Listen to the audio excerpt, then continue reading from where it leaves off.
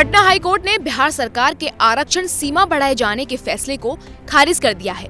राज्य सरकार ने शिक्षण संस्थानों और सरकारी नौकरियों में SC, ST, EBC और बाकी पिछड़े वर्गों को 65% आरक्षण देने का फैसला लिया था। इसे हाईकोर्ट में चुनौती दी गई थी।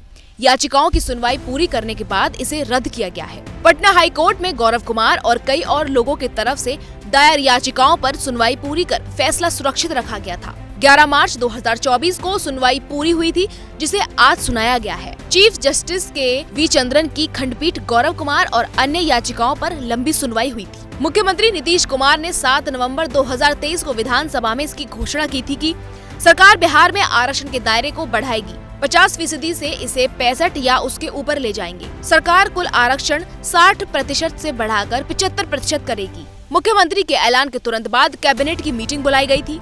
2.5 घंटे के अंदर कैबिनेट ने इस प्रस्ताव पर मुहर लगा दी थी। इसके बाद इसे शीतकालीन सत्र के चौथे दिन 9 नवंबर को विधानमंडल के दोनों सदनों से इसे पारित भी कर दिया गया था। बिहार में आरक्षण का दायरा बढ़कर 75% पहुंचाया था। बिहार में 15% आरक्षण का दायरा बढ़ाया गया था।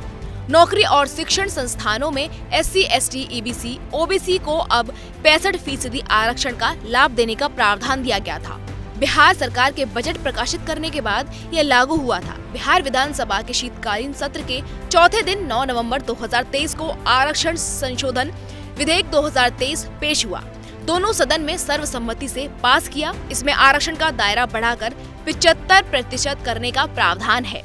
राज्य के मुख्य विपक्षी दल भाजपा ने बिल को अपना समर्थन दिया है।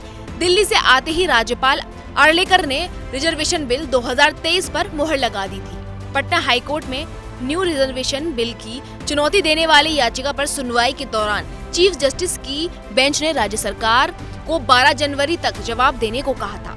याचिकाकर्ता की ओर से रोक लगाने वाली मांग को बेंच ने रिजेक्ट कर दिया था।